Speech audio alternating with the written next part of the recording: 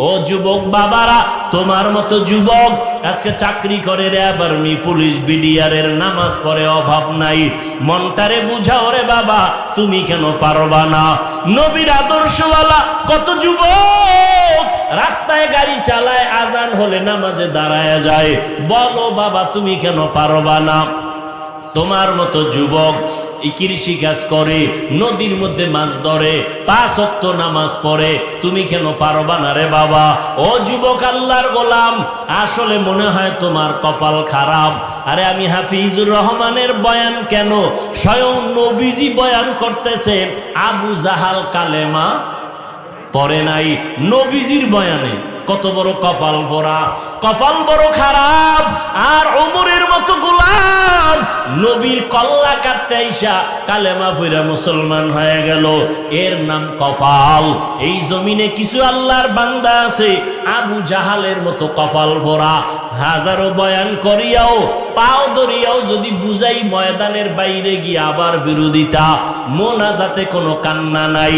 আবার একদল যুবক এমন আছে, প্যান্ডেলে গুনাহ নিয়ে ঢুকার পর হঠাৎ ওমরের মতো কপাল খুলে গেছে, মনে মনে আমার মাওলারে কয়, মালিক এই বয়সে তো গুনাহ কম করি নাই, কত মায়েরে কাদাইলাম, এই জীবনে হাতের দ্বারা কত গুনাহ করলাম, চোখের দ্বারা কত গুনাহ করলাম, কত নামাজ ছাড়লাম, বেপরদায় চললাম, কত মেয়ের চরিত্র নষ্ট করলাম।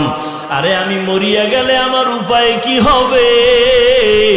আমার চেয়ারে আর একজন বক্তা বসে যাবে, আমার মোবাইলটা আর একজনে মালিক হয়ে যাবে, আমার ঘড়িটা খুইলা আর একজন হাতে দিবে, আমার নাম নিশানা পর্যন্ত দুনিয়াতে কেউ রাখবে না, আমার কাজগুলো ভাগ কইরা কইরা অন্যরা নিয়ে যাবে, সবাই আমার কাজ করে ফেলবে, আমার কারণে কোনো কাজ বন্ধ হইয়া থাকবে না।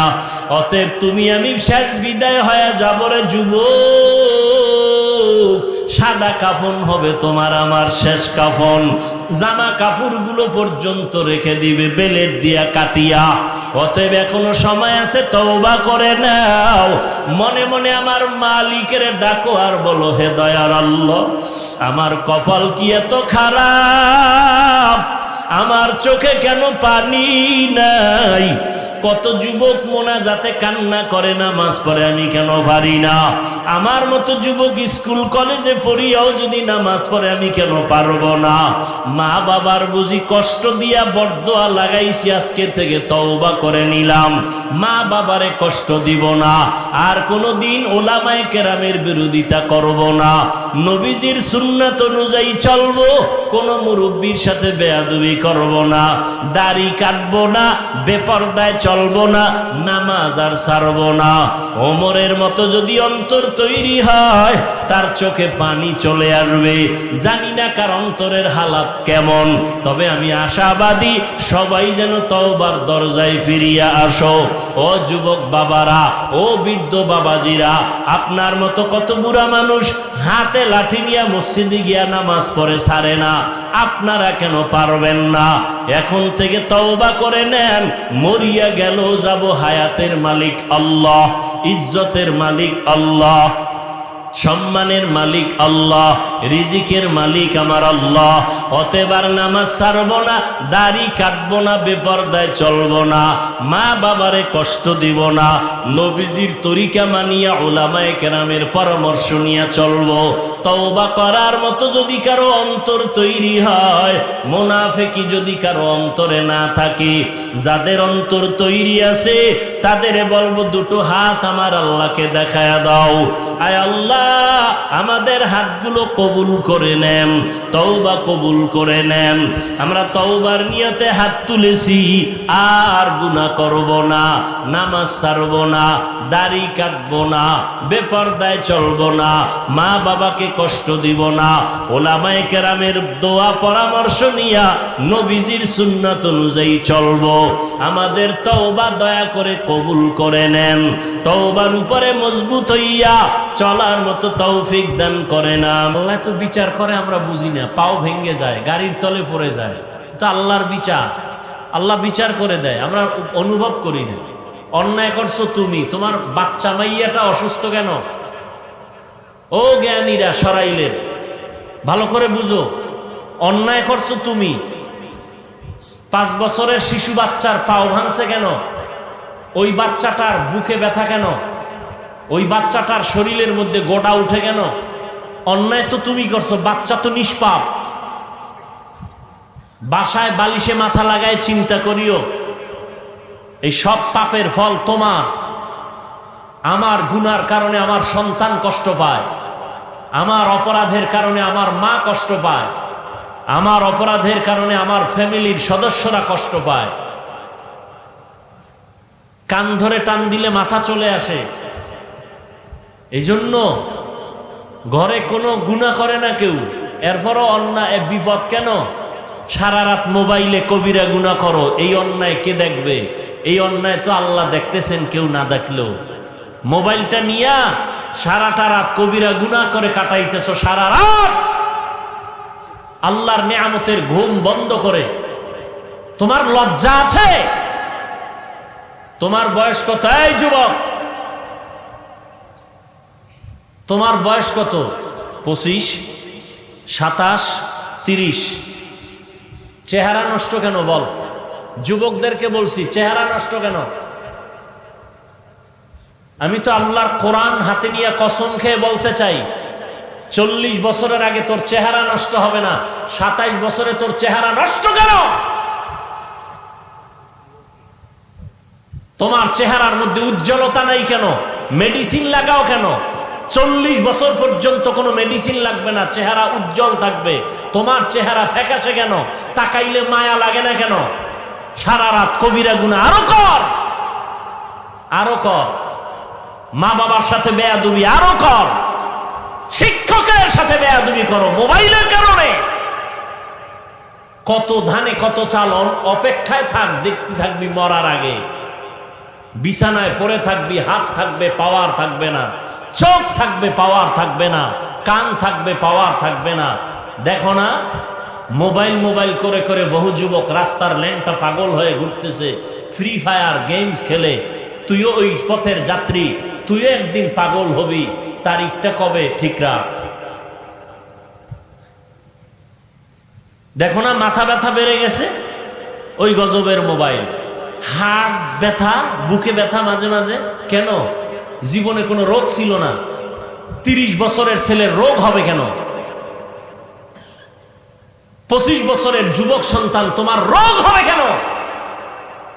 আজকে কিডনির হসপিটালওয়ালারা হতভম্ব হয়ে আছে, এত রুগী, কিডনির ক্যান্সার, হার্টের রুগী। কেন? তোমার মাথা ব্যথা হবে কেন এই অল্প বয়সে? তুমি কিছু পড়তে গেলেই মাথা ব্যথা। আজকে বাসায় গিয়ে গুগলে সার্চ দাও, হাফিজ সাহেবের কথা শোনার দরকার নেই।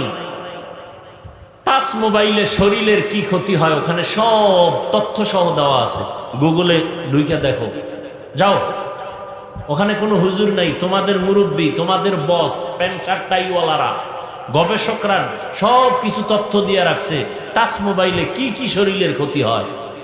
পরকালের ক্ষতি তো আছেই, নগদ ক্ষতি। তোমার চোখের পাওয়ার থাকবে না, কিডনি ড্যামেজ হয়ে যাবে, হার্ট দুর্বল, ব্রেন দুর্বল। এরপরে নগদ যে বেয়াদবিগুলো করতেছো এই মোবাইলের কারণে। এরপরে চুরি, মোবাইলের এমবি ভরতে গিয়ে মায়ের টাকা চুরি করছো কয়দিন, বাবার টাকা চুরি করেছো কয়দিন। মা বাবায় না দিলে বন্ধুর টাকা চুরি করো, না পারলে বন্ধুর গলায় চুরি মারো। কত আকাম করছো এই মোবাইলের কারণে। বেয়াদবি মাপ চাই, পাও ধরতে চাইলে আমি পাও ধরতে রাজি, আমার দিলে কোনো দুশ্মনী নেই। কত যুবক আছে স্কুলে পড়ে, কলেজে পড়ে, জীবনে মাদ্রাসায় পড়ে নেই, 5 বেলার নামাজ পড়ে, মোবাইল নিয়ে অযথা কোনো গুনাহ করে না। ওরে তো মনে চায় আমার রুমাল দিয়ে ওর পা মোছায় দেই। তোমার চেহারা দেখলে কষ্ট লাগে কেন? তুমিও তো যুবক, তোমার মতো যুবক রাস্তায় গাড়ি চালায়, 5 বেলার নামাজ পড়ে নাই। তোমার কপাল খারাপ কেন বলো বাবা? তোমার মতো যুবক স্কুল কলেজে পড়ে, 5 ওয়াক্ত নামাজি নাই, সত্য কথা বলো নাই।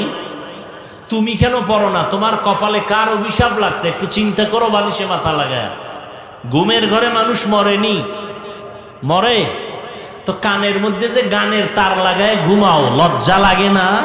ভয় লাগে না যে আজরাইল যদি আসে আর আসিয়া যদি দেখে কানের মধ্যে গানের তার লাগানো? মুসলমানের বাচ্চা হয়ে জবাব দাও। বেঈমানের যদি বুঝাইতাম ওরা তওবা করে রসুলের আশেক হয়ে যাইত এতদিন, তোমাকে বুঝাইতে গিয়া কুত্তা হয়ে গেছি, খানা নাই ঘুম নাই, পাগলের মতো কুত্তার মতো সারা দেশে দৌড়াই, শুধু আমি না সব আলেমরা। কেন আজকে দৌড়াবো হিন্দুদের পাড়ায়? আজকে তো দৌড়ানো দরকার ছিল ওই হিলটেক্স চট্টগ্রামে খ্রিস্টান মিশনারিরা মুসলমানের ইমান হরণ করে ওখানে। আজকে তো আমাদের দৌড়ানো দরকার ছিল পঞ্চগড়, মানুষের টাকা দিয়ে কাদিয়ানি বানায়। টাইম নাই, তোমার পিছনে তালি দিতে দিতে 12 মাস শেষ, এরপরও ফলাফল জিরো।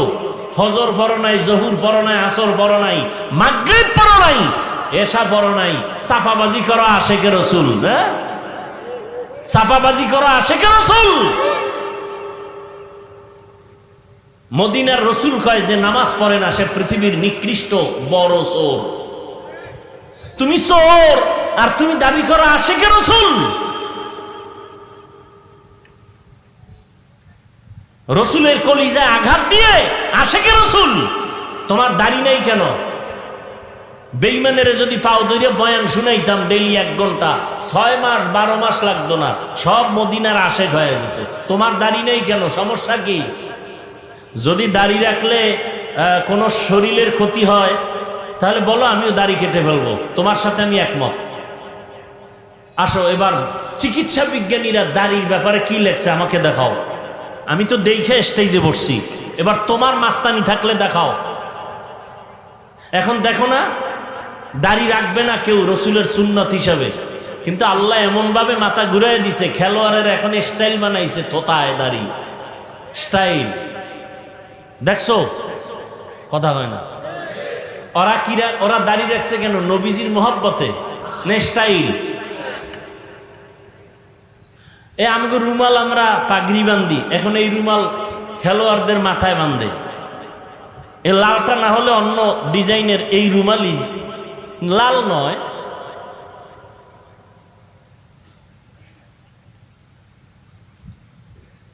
অথচ যারা দাড়ি কাটে যারা ছাটে, দোনো দলের 24টা ঘন্টার সেকেন্ডে সেকেন্ডে সেকেন্ডে সেকেন্ডে অল টাইম কবিরা গুনাহ। জীবনে যত মোনাজাত দিবে, দাড়ি রাখার ওয়াদা না করা পর্যন্ত কোনো মোনাজাত কবুল হবে না। লিখে নাও, একটা মোনাজাতও কবুল হবে না। আমার রসুলের আশেক হওয়া এত সোজা। আমার বয়ান তো ছিল আজকে রসুলের ইশকার মোহব্বত নিয়ে। আয়াত তো যা পড়ছি মোটামুটি সবাই পারে, অমার সাল্লাকা ইল্লা রাহমাতাল লিল আলামিন। ইশক কারে কয় বুঝায় যাওয়ার নিয়তে পড়ছিলাম, কিন্তু সময় হবে না। তারপরও আল্লাহর কাছে দোয়া করি, যেই কথাগুলো আমার দরকার আপনাদের দরকার, যে কথা শুনলে আল্লাহর মোহব্বত আসবে, রসুলের মোহব্বত আসবে, সেই কথাই যেন আল্লাহ আমার থেকে বের করার তৌফিক দান করেন। যে কথাগুলো বলছি আমার স্বার্থে বলছি, কোনো দলের স্বার্থে বলছি, কোনো ফিসাবের স্বার্থে বলছি, তো দলের দালাল বলো কেন?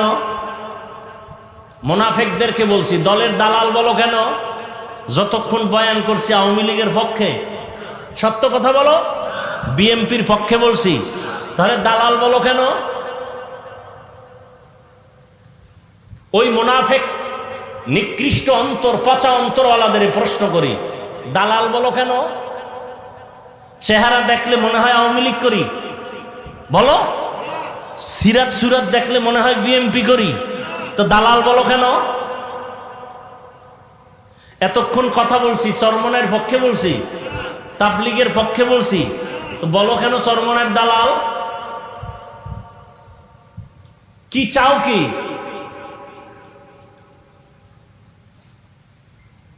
কি বুঝাতে চাও? কথা যা বললাম সব তো রসুলের মহব্বতেই বললাম, রসুলের মহব্বতের কথাই তো বললাম, একটা তো রসুলের আদর্শের বাইরে বললাম না।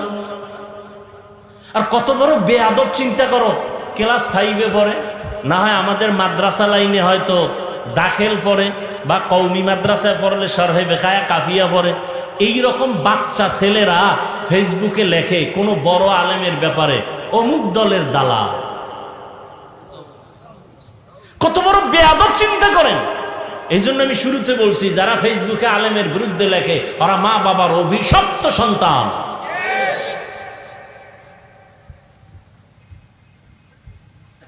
আমাকে তুমি তখনই বলবা আমি মদখোরের দালাল, তখনই বলবা যে আমি মদখোরের কাছে গিয়া ওর রঙে রঙিন যদি হই তাহলে বলবা আমি ওর গোলাম।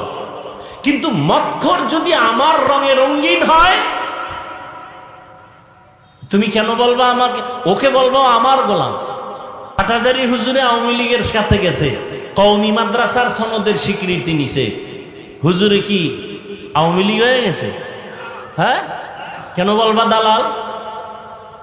আলেম ওলামা যদি বিএনপির কাছে যাওয়ার কারণে ইসলামের কোনো লাভ হয় তুমি দালাল বলবা কেন? তুমি বলবা কেন? কে দিয়েছে তোমাকে এই পাওয়া, এই বেয়াদবি করার দুঃসাহস?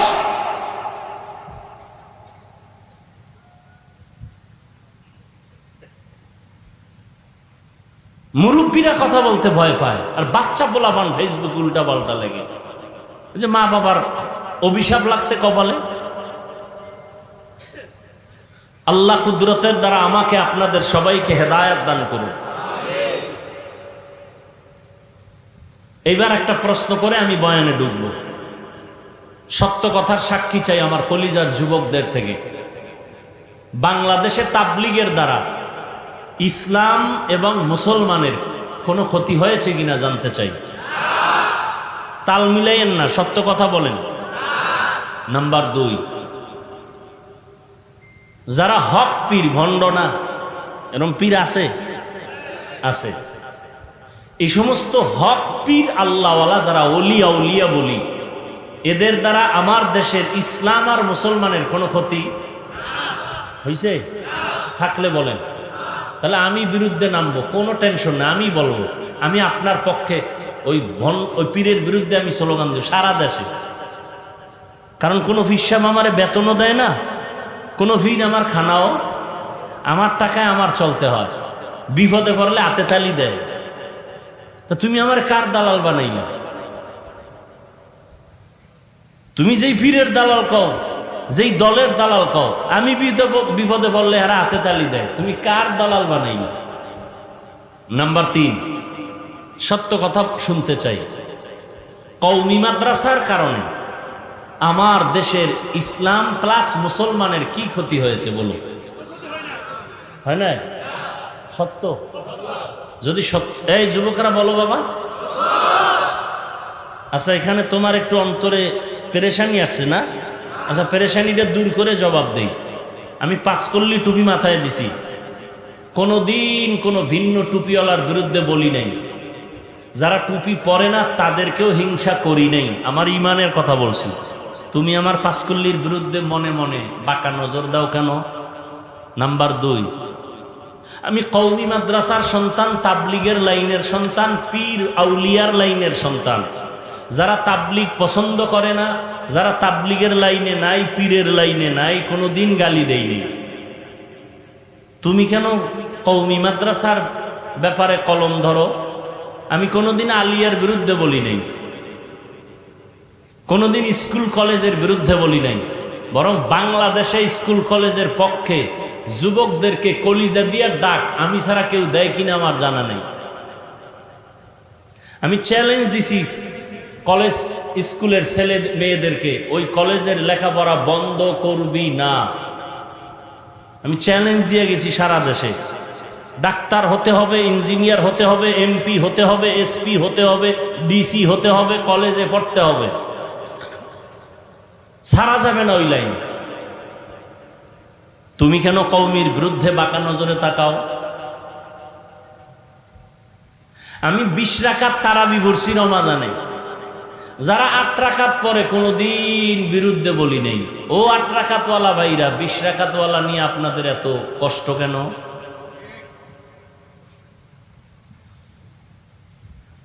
এবার আসেন, যদি আপনাদের ঈমান বলে সত্যটাই যে তাবলীগের দ্বারা, পীর, খাঁটি পীরের দ্বারা এবং কওমির দ্বারা এদেশের ইসলামেরও ক্ষতি হয় নাই, মুসলমানেরও, যদি কথা আপনারা একমত হন, তাহলে আজকে থেকে আমি অনুরোধ করে বলবো, মৃত্যু পর্যন্ত আর কোনোদিন 1 সেকেন্ডের জন্য তাবলীগের বিরুদ্ধে, কওমির বিরুদ্ধে, খাঁটি আল্লাহওয়ালাদের বিরুদ্ধে কোনোদিন কিছু বলবেনও না, কিছু লিখবেনও না। যদি বলে থাকেন, লিখে থাকেন, তওবা করবেন।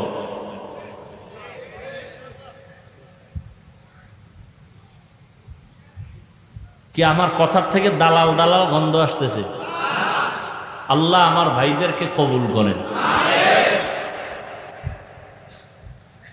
বয়ান শুনতে আসছেন, এখন একটু বয়ান করি নাকি? এতক্ষণ খুচরা আলাপ করলাম, আর কত ভাল লাগে।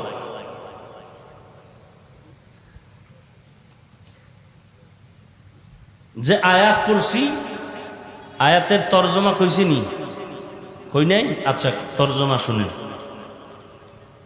ওয়ামা আরসালনাকা ইল্লা রাহমাতাল লিল আলামিন। আল্লাহ বলেন, হে রাসূল করিম সাল্লাল্লাহু আলাইহি ওয়া আলিহি ওয়াসাল্লাম, নবীজির নামে দরুদ পড়া গুনাহ না সওয়াব? ভাই ডিস্টার্ব করেন না, সওয়াব না? আপনারা না আশিকে রাসূল কেউ তো বললেন না, পড়ছেন? আচ্ছা, আর একবার সবাই একসাথে জোরে একটু পড়ি, পড়েন, আবার পড়েন। একবার পড়বেন 3টা পুরস্কার। কয়টা? 10টা গুনাহ মাফ, 10টা নেক আমল নামায় যোগ হবে, আল্লাহর কাছে মর্যাদা 10 গুণ বেড়ে যাবে। হার কে বাসদ আমেলে সাল্লু মুদাম আতেশে দোজখ শাওয়াদ বরওয়ায়ে হারাম। আল্লাহ বলেন, হে রাসূল, আমি আপনাকে পৃথিবীতে প্রেরণ করি নাই, হ্যাঁ প্রেরণ করেছি জগৎ সমূহের রহমত হিসেবে। এলো আয়াতের তর্জমা। এবার হাদিস পড়ছি, হাদিসের তর্জমা শুনবেন এবং এখান থেকে একটা কঠিন সবক আজকে নিবেন। খেয়াল করেন, নবী বলেন, কুল্লু উম্মতি ইয়াদখুলুনাল জান্নাতা ইল্লা মান আবা। সব উম্মতেরা জান্নাতে যাবে। নবী বলেন, সব উম্মত জান্নাতে যাবে, যারা আমি মুহাম্মদকে মানে না তারা যাবে না। খুব খেয়াল করেন। কিলা মান আবা। সাহাবায়ে কেরামদের কেউ প্রশ্ন করলেন, ইয়া রাসূলুল্লাহ, কারা আপনাকে অস্বীকার করে, মানে না, জানতে চাই। নবী বললেন, মান আতাআনি দাখালাল জান্নাহ ওয়া মান আসানি ফাকাদ আবা। যে আমি মুহাম্মদের অনুসরণ করে, অনুকরণ করে, সে জান্নাতে যাবে, যে বিরোধিতা করে সে আমাকে অস্বীকারকারী হিসাবে জাহান্নামে যাবে। তর্জমা শেষ। এবার হাদিস থেকে একটা পয়েন্ট আপনাদের শোনায়া যায়। নবীকে কারা মানে না নিয়ে বহু কিলাকিলি আমাদের সমাজে। নবী একটা স্কেল দিয়ে গেছেন, আজকে থেকে ওই স্কেলটা ব্যবহার করব, নিজেরা মন গড়া কিছু বলে ঝগড়া বাঁধাবো না। নবীজি বললেন, সব উম্মতরা জান্নাতে যাবে, সব উম্মত জান্নাতে যাবে ইল্লা মান আবা। নবী বলেন, যারা আমি মুহাম্মদকে অস্বীকার করে তারা যাবে না। কিলা মান আবা। সাহাবায়ে কেরামের প্রশ্ন হলো, ইয়া রাসূলুল্লাহ, আপনাকে অস্বীকার করে তারা কারা? এখান থেকে পয়েন্ট খেয়াল করেন। প্রশ্ন কি? নবী আপনাকে কারা অস্বীকার করে, মানে না, কারা তারা? দেখেন নবীর জবাবটা কত সুন্দর। নবী বললেন, মান আতাআনি দাখালাল জান্নাহ। যে আমার অনুসরণ করবে, অনুকরণ করবে, সে জান্নাতি। প্রশ্ন, নবী আপনাকে মানে না কারা? নবী জবাব দিতে গিয়ে প্রথমে বললেন, যারা আমার অনুসরণ করে, অনুকরণ করে তারা জান্নাতি। প্রশ্ন আর জবাবে মিলছে? কথা বলেন না কেন? মিলে নাই। সাহাবায়ে কেরামদের প্রশ্ন ছিল, ইয়া রাসূলুল্লাহ, আপনাকে অস্বীকার করে, মানে না, তারা কারা? নবী বললেন, যারা আমার অনুসরণ করবে, অনুকরণ করবে তারা জান্নাতি। এখন আমাদের বুঝতে হবে এখানে হিকমত কি, রহস্য কি। এবার খেয়াল করেন, নবী বললেন, আমাকে যারা অনুসরণ করবে তারা জান্নাতি। তার মানি তারা আমারে মানে, তারা আমারে সাহাবায়ে কেরামের প্রশ্ন, ইয়া রাসূলুল্লাহ, আপনাকে মানে না অস্বীকার করে তারা কারা? নবী বললেন, আমার যারা অনুসরণ করে তারা জান্নাতি। তার মানে তারা নবীরে মানে। তাহলে মানে কারা? এটার জবাব কি? যারা নবীর অনুসরণ করে। আচ্ছা, বিপরীত কথা কি দাঁড়াবে?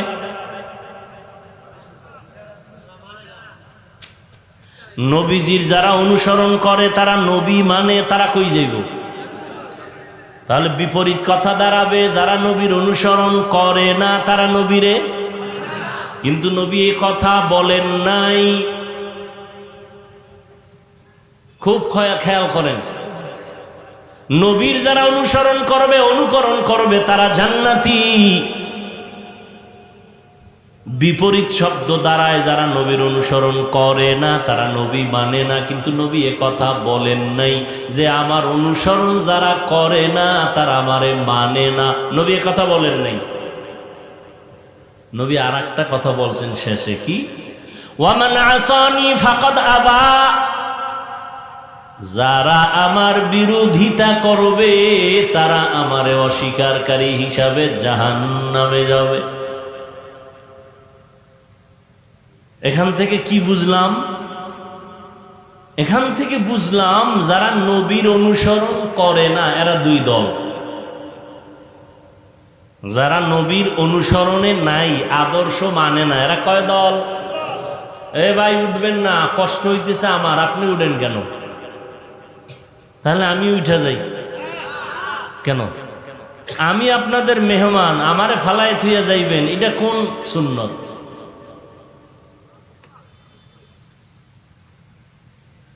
পৃথিবীতে কথা বলার মতো কষ্টের কোনো কাজ নাই। এত কষ্ট, একটা আওয়াজ দিলে শরীরের প্রত্যেকটা শিরা উপশিরার মধ্যে আঘাত লেগে যায়। রডের ফ্যাক্টরিতে যারা কাজ করে তাদেরও এত কষ্ট হয় না। একটা সময় তারা আরাম করে, শান্তির জীবন যাপন করে। যারা রাস্তার পাশে মাটি কাটে এরাও এত কষ্ট করে না। কথা বলা এতটা খতরনাক, এতটা কষ্ট, এতটা ক্ষতি। ডাক্তার নামগো কোনো ঔষধ দেয় না তো? যদি শুনে ওয়াজ মাহফিল করি, কয় হবে না, কোনো ঔষধ দেয় না। আমি কি আপনি দিলে দেন, না দিলে দেন, না দেন, তবে আমগো চলার ক্ষেত্রে আমার মাওলার রহমত ছাড়া কোনো ঔষধ নাই। সারা রাত ঘুম নাই, সারা দিন সফর, 12 মাস। একটা মানুষ কেমনে বাঁচে? রাতের ঘুম না হইলে আর জিন্দেগি বরবাদ। একটা লোক এক রাত্র ঘুমাইতে না পারলে পরের দিনের ব্যবসা বন্ধ, ব্যবসায় যেয়ে ঘুমায়, সব বন্ধ। আল্লাহর রহমত। তো খেয়াল করেন, যারা রসুলের আদর্শ মতো চলে না তারা কয় দল? দুই দল। এক দল বিদ্রোহী, আর এক দল আগ্রহী। আর একটা শব্দই এই কথা বলতে পারি, এক দল দরদি আর এক দল বিরোধী। যেমন ডান দিক থেকে একটা যুবকরে জিজ্ঞাসা করলাম, এই যুবক, তুমি রসুলের আদর্শে টুপি পরো না কেন, দাড়ি রাখো না কেন? খেয়াল করেন, যুবক বলে, হুজুর দাড়ি রাখা দরকার, টুপি পরা দরকার, নবীজির মহব্বতে পারি না, চেষ্টা করি, একটু দোয়া কইরেন। বলেন তো, লোকটার অন্তরে কি আগ্রহ আছে না নাই? তাহলে সে কি আগ্রহী না বিদ্রোহী? আচ্ছা, বাম দিক থেকে একজনকে জিজ্ঞাসা করলাম, এই যুবক, তুমি নবীর আদর্শে দাড়ি রাখো না কেন, টুপি পরো না কেন? আমার কথা শেষ না হতেই বিদ্যুতের গতিতে জবাব দিল, না রাখলে অসুবিধা কি? এরম লোক নাই? আরেকটু চালাক যারা, এরা আরো কয়, কি কয়?